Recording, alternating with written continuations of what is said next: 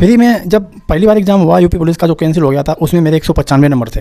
195 number में तो किसी हालत से मेरा नहीं होना था सिलेक्शन। हमारे दोस्त थे, हमसे ज़्यादा नंबर थे, किसी के 220 225 कितने भी नंबर थे जो पहले वाला यूपी पुलिस का पेपर हुआ था। लेकिन जब यूपी पुलिस के बाद वाला जो एग्ज़ाम हुआ 6 महीने का जिसमें समय मिला, तो मेरे नंबर 225 के समथिंग हो गए जाके, और जिसके 225 भी तो वो घट गए, उनका फाइनली सिलेक्टेड नहीं हुआ। दोस्तों, मैं Manoj Kumar, selected in UP police. UP PET, आप यकीन नहीं करोगे, यूपी पीईटी पेट में मेरा स्कोर 26.8 था। पेपर टफ आया था, लेकिन इतना भी टफ नहीं था कि हमसे भी कमज़ोर स्टूडेंट थे उनका स्कोर 40 38, किसी का 35, किसी का 45 तक था। और जो लड़के हमसे पूछते, लाइब्रेरी में हमसे आके पूछते थे, मैथ सवाल या कोई भी क्वेश्चंस वगैरह सब पूछते थे, तो उनका भी स्कोर हमसे ज़्यादा था। आप यकीन नहीं करोगे, 26.8 से 225 प्लस नंबर पुलिस में कैसे मेरे आए, क्या मैंने स्ट्रेटजी बनाई। उसके बाद में बहुत ही मैं डिप्रेशन में चला गया था जब मेरे 26.8 नंबर थे, क्योंकि पीईटी का जो एग्ज़ाम हुआ था वो थोड़ा टफ था। इतना टफ भी नहीं था कि मेरे इतने नंबर, मतलब 40 नंबर ना आ पाते यार। तो उसके बाद आंसर की आई, मैंने किसी को अपना स्कोर नहीं बताया कि मेरे इतने स्कोर हैं, शर्म लग रही थी बताने में। उसके बाद जब फरवरी में यूपी पुलिस का पेपर हुआ, प्री मतलब जो पहली बार में हुआ था, फिर कैंसिल हो गया था, फिर री एग्ज़ाम हुआ था। फ्री में जब पहली बार एग्ज़ाम हुआ यूपी पुलिस का जो कैंसिल हो गया था, उसमें मेरे 195 नंबर थे। आप यकीन नहीं करोगे, मेरे 195 नंबर थे और मात्र 6 महीने का समय मिला। उसके बाद 195 नंबर में तो किसी हालत से मेरा नहीं होना था सिलेक्शन। हमारे दोस्त थे, हमसे ज़्यादा नंबर थे, किसी के 220 225 कितने भी नंबर थे जो पहले वाला यूपी पुलिस का पेपर हुआ था। लेकिन जब यूपी पुलिस के बाद वाला जो एग्ज़ाम हुआ 6 महीने का जिसमें समय मिला, तो मेरे नंबर 225 के समथिंग हो गए जाके, और जिसके 225 भी तो वो घट गए, उनका फाइनली सिलेक्टेड नहीं हो पाया। एक मेरा दोस्त था, मेरा बहुत ही करीबी दोस्त निशांत, उसके नंबर 232 के करीब थे, जो 232 के करीब थे जो पहले वाला पुलिस का पेपर हुआ।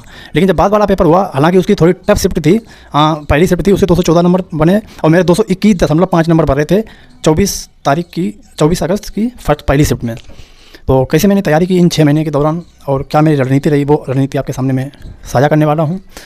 तो सबसे पहले तो मैंने मॉक तो मैं पहले से ही देता था, यूपीएसआई की देता था, इतना स्कोर नहीं बनता था। ऑनलाइन में तो अच्छा स्कोर बन जाता था, लेकिन ऑफलाइन में बिल्कुल स्कोर ना के बराबर बनता था। सो मैंने देखा कि मैथ और रीजनिंग सबसे ज़्यादा स्कोरिंग सब्जेक्ट थे उस समय। मैथ, रीजनिंग और हिंदी। जीके तो किसी की नहीं होती है। जीके में तो इस बार भी मेरा स्कोर कम था। यूपी पुलिस में जो मेरा सिलेक्शन हुआ है, लगभग 20 क्वेश्चन मेरे सही थे, 37 में से वो कम ही थे बहुत। वैसे तो मेरा मॉक टेस्ट में जीके में 32, 33, 34 क्वेश्चन सही होते थे। मैंने मैथ्स पे समय देना शुरू किया। मेरे मैथ्स में उस समय लगभग 21 क्वेश्चन आए थे जो पहले वाला एग्जाम हुआ था, और मैं मात्र लगभग 10 से 12 क्वेश्चन करवाया था। मैंने मैथ्स को टाइम दिया। इस बार जब पेपर हुआ तो मैथ्स के मेरे शिफ्ट में 26 क्वेश्चन थे, जिसमें मैंने 25 क्वेश्चन सही किए थे, और वो एक क्वेश्चन छूट गया था केवल टाइम की वजह से। क्वेश्चन आ रहा था, टाइम की वजह से मुझे छूट गया था। तो सबसे पहले यूपी पुलिस एंड यूपीएसआई जो आगे की तैयारी कर रहे हैं, उनके लिए मैथ्स और रीजनिंग, इनमें तो आपको पूरा करना है। एक भी स्कोर कम नहीं लाना है। समय का विशेष ध्यान रखना है। अगर स्कोर इनमें एक भी नंबर कम आता है तो आप अन्य बच्चों से पीछे हैं। आप देख सकते हैं फाइनल कट ऑफ जो यूपी पुलिस की 60,244 की गई है, 60,244 भर्ती जिसमें थी, 225 गई है जनरल। इस बार तो मात्र 19,000 वैकेंसी है कांस्टेबल की। कंपटीशन जान सकते हो कितना हाई होने वाला है। वही मैं कह रहा हूँ, रीजनिंग और मैथ में क्वेश्चन गलत नहीं होना चाहिए। रीजनिंग में गलत भी हो जाए 1-2, लेकिन मैथ में तो बन सकते हैं, मैथ में पूरे बन सकते हैं। रीजनिंग के 2-3 क्वेश्चन ऐसे डाल देता है कि तुम बस हिल के रहो, उसमें कुछ नहीं कर पाओगे। और हिंदी अच्छे से देख लें। बाकी अपनी एक शॉर्ट्स नोट्स बनाएं अलग से। मैंने ये एक मिक्सचर जीके की नोट्स और बनाई थी, ये वाली मैं आपको दिखा रहा हूँ। जो भी मेरा क्वेश्चन गलत होता था या जो भी इंपॉर्टेंट क्वेश्चन है, जो भी प्रीवियस ईयर आए हुए क्वेश्चन थे, मैंने इसमें सारे नोट डाउन किए, और जो कि मैं बार नोट्स आपकी शॉर्ट नोट दिखाता हूँ। मेरे सिलेक्शन में बहुत ही ज़्यादा जो शॉर्ट्स नोट्स में हर वीडियो में दिखाता हूँ, क्यों दिखाता हूँ, बहुत योगदान रहा इन शॉर्ट्स नोट्स का, बहुत ही योगदान रहा। मैं मॉक लगाता था, क्वेश्चन नहीं बनता था, प्रीवियस ईयर मॉक वाले सारे एक क्वेश्चन नोट डाउन करता था। ये हिंदी की शॉर्ट्स नोट्स है, ये मैथ्स और रीजनिंग की शॉर्ट नोट्स है। जो भी क्वेश्चन आपसे नहीं आते हैं या ना आए तो इन शॉर्ट्स नोट्स में आप अपने उतारिएगा, स्कोर आसमान छुएगा। ये गारंटी मेरी है, स्कोर आपका आसमान छुएगा। आप मॉक टेस्ट दीजिए, जो भी क्वेश्चन आपसे बने ना, कोई भी आपके अगल बगल आपका दोस्त बैठा हो, उससे पूछ लीजिएगा जो क्वेश्चन आए, और वही इसमें नोट डाउन कीजिए और डेली इसे रिवीजन कर लीजिए। मैं ये नहीं कह रहा डेली इसमें जितने सवाल आप लगा लो सब, मतलब सारे रिवीजन एक दिन में करना है। 10-10 सवाल करके, 5-5 सवाल करके डेली रिवीजन कीजिए, और रीजनिंग का जो क्वेश्चन नहीं आता है वो भी इसमें उतारिए।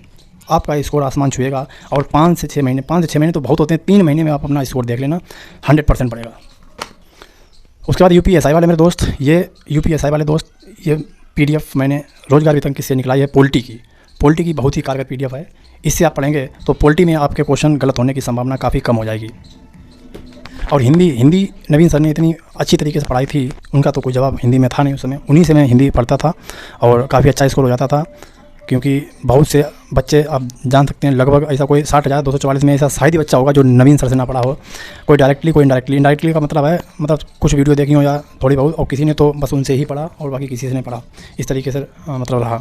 और स्कोर मैथ्स में इससे और बढ़ेगा। पढ़े आपको टेबल्स याद करनी है, पहाड़ी याद करनी है कम से कम 25-30 तक, 25 तक तो मिनिमम आपको पहाड़ी याद ही करने हैं।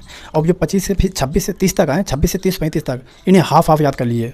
मतलब कि 26-5 तक याद करिए, 26 पंचे 130 बस 5 तक, 27 पंचे 135, 28 पंचे 140, 29 पंचे 145, इस तरीके से याद कीजिए। तो बात मानिए कि जो भी आपकी छोटी छोटी कैलकुलेशन यहीं पे रुकती हैं वहाँ पे सही हो जाएंगी। मान लो 45 पंचे आ गया, आप उसमें गुणा दे रहे हो 5 का, तो डायरेक्ट 225 आपको पता होना चाहिए। 75 पंचे आ गया तो आपको 75 तियाँ आ गया तो 225 याद होना चाहिए।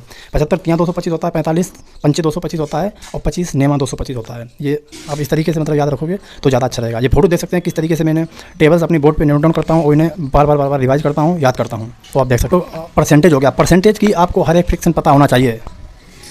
87.5% कितना होता है बस पता होना चाहिए, ये नहीं कि उसमें निकालना पढ़ने की ज़रूरत ही नहीं है। 87.5% आ गया, निकालने की जरूरत नहीं होनी चाहिए, डायरेक्ट आपको पता होना चाहिए कि 7/8 होता है।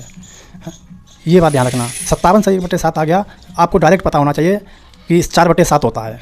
तो आपका स्कोर मैथ में इस तरीके से बढ़ने की पूरी मतलब ज़्यादा ही ज़्यादा पॉसिबिलिटी रहेगी। मैं इतना एनालिसिस कराता हूँ, को पता होना चाहिए मेरा जो यूपीएसआई का स्कोर रहता है वो 330 तो प्लस रहता ही रहता है। अगर मेरे 275 आज भी आते हैं किसी में, तो वो मॉक इतना टफ होगा कि उसमें भी मेरी रैंक टॉप 20 में होगी, जो कि मैं आपको एनालिसिस करा चुका हूँ। ये सारे वीडियो आप देख लेना जाके, जो भी मेरा चैनल है। और प्लीज़ इस चैनल को सब्सक्राइब कर लीजिए, जिससे काफ़ी चीज़ मैं स्ट्रेटेजी लाऊंगा। हिंदी की स्ट्रेटेजी अलग लाऊंगा, पॉलिटी की अलग लाऊंगा, रीजनिंग की अलग लाऊंगा। इस तरीके से धीरे धीरे सारी स्ट्रेटेजी आपके सामने ला के रख दूंगा। स्कोर आपका आसमान छुएगा। एक बार इस चैनल को आप सब्सक्राइब कर लो, बात मानो, स्कोर आपका आसमान छुएगा। चाहे वो यूपी पुलिस हो, चाहे वो यूपी दरोगा हो, चाहे वो SSC GD हो। छोटी सी वीडियो सभी लोग देख लेंगे, तो वीडियो अंत तक देखिएगा, इसमें हर एक चीज़ होती है। और चैनल को सब्सक्राइब कर लेना। जय हिंद।